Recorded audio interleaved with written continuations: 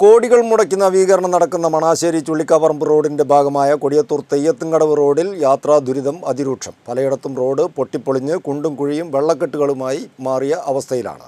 അതേസമയം റോഡ് പ്രവൃത്തി ഉടൻ ആരംഭിക്കുമെന്ന് ലിൻഡോ ജോസഫ് MLA അറിയിച്ചു. കൊടിയത്തൂർ ഗ്രാമപഞ്ചായത്തിലെ കോട്ടമ്മൽ തെയ്യത്തുംകടവ് റോഡിലെ യാത്രാ ദുരിതത്തിനാണ് ഇനിയും പരിഹാരമാവാത്തത്. കോടികൾ മുടക്കി നവീകരണം നടക്കുന്ന മണാശ്ശേരി ചുള്ളിക്കാപ്പറമ്പ് റോഡിന്റെ ഭാഗമായ 1 കിലോമീറ്ററിൽ താഴെയുള്ള ഭാഗമാണ് പൊട്ടിപ്പൊളിഞ്ഞ് കിടക്കുന്നത്. റോഡ് നവീകരണത്തിന് ചില ആളുകൾ സ്ഥലം വിട്ടു നൽകാത്തതാണ് പ്രധാന കാരണം. പലയിടത്തും റോഡ് പൊട്ടിപ്പൊളിഞ്ഞ് കുണ്ടും കുഴിയും വെള്ളക്കെട്ടുമായി മാറി. കാൽനടയാത്ര പോലും ദുഷ്കരമായ അവസ്ഥയിലാണ്. അംഗൻവാടി അടക്കമുള്ള വിദ്യാഭ്യാസ സ്ഥാപനങ്ങൾ ഈ റോഡിനോട് ചേർന്ന് പ്രവർത്തിക്കുന്നുണ്ട്. ഇടുങ്ങിയ റോഡിലൂടെ അമിത വേഗതയിൽ വരുന്ന വാഹനങ്ങൾ പലപ്പോഴും അപകടത്തിലും പെടുന്നുണ്ട്.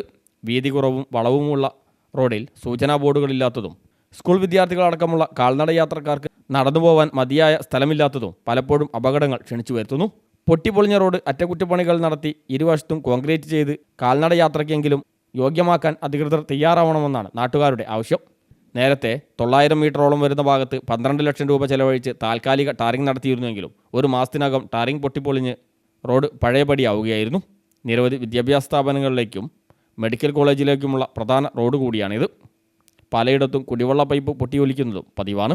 അതേസമയം നേരത്തെ സ്ഥലം വിട്ടു നൽകാൻ തയ്യാറാവാതിരുന്ന കൂടുതൽ പേർ സ്ഥലം വിട്ടു നൽകാൻ തയ്യാറായതായും പ്രവൃത്തി ഉടൻ ആരംഭിക്കുമെന്നും ലിൻഡോ ജോസഫ് MLA അറിയിച്ചു. CTV പ്രാദേശിക വാർത്ത മുക്കം.